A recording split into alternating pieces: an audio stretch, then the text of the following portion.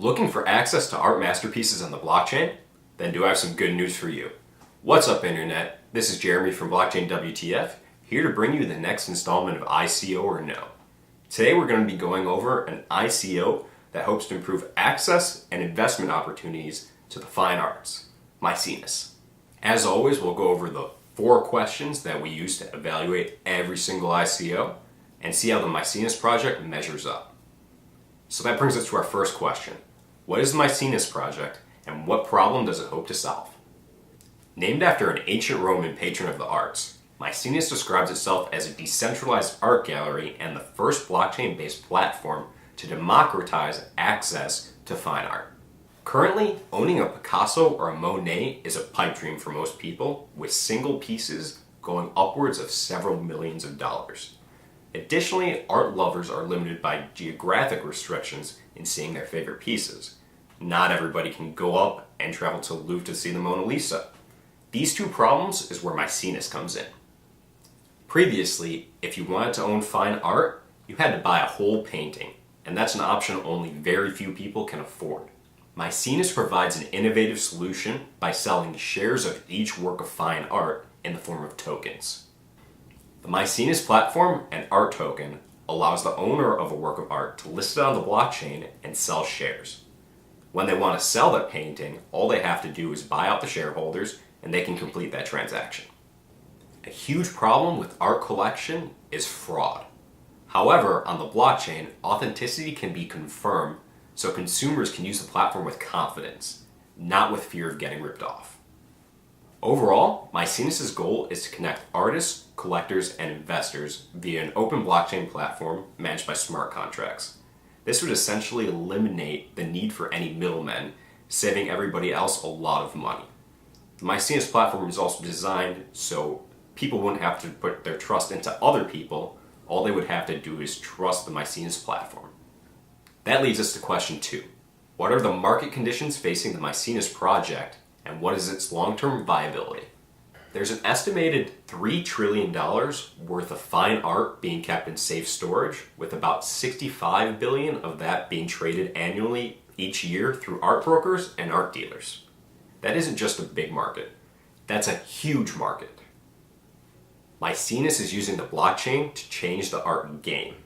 They point out that the secondary market for art dealing is largely controlled by 2 auction houses, Sotheby's and Christie's, which control about 80% of the secondary art dealing market. Instead of competing, these 2 organizations have almost identical commission structures, with 25% being charged for buyers and even more commission being charged for sellers. Another way that these 2 existing powers have tried to limit competition is that they control all access to marketplace data. If I have a fine piece of art, I literally would have no idea what to list that for, and my only option would be to go to one of those 2 auction houses.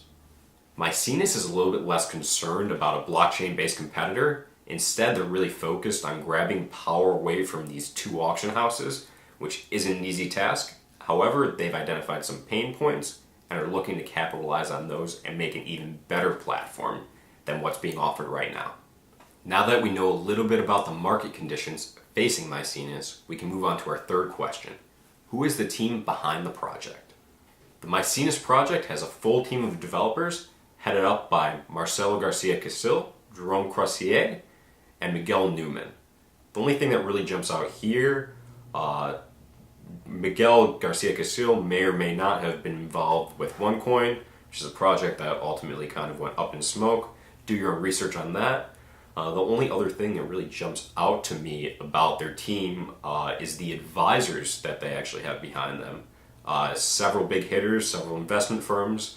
Looks like they have the backing of some solid capital on the investment end.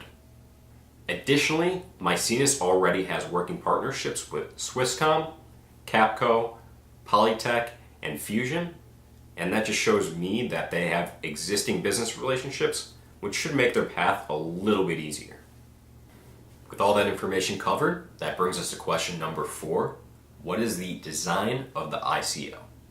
Maecenas is having a pre-sale for their token starting September 5th. The official ICO will start September 7th and run until October 7th, or until a hard cap of $20 million is reached. There's a fixed supply of ART tokens at 100 million. 30% of those tokens will be sold off during the initial ICO. The ART token will be ERC20 compliant, and Ether will be accepted during the crowd sale. This ICO will be handled a little bit differently. The auction will be a Dutch-style auction where the price of tokens will start very high and then slowly come down until buyers start to bite. One note that I want to make, it is pretty refreshing to see Maecenas only willing to accept $20 million. That's their hard cap. Just shows to me that they're not going to be throwing around money like some of these other projects that have raised hundreds of millions of dollars. So that's our review for the Maecenas platform. Hope all you art lovers and art collectors enjoyed it.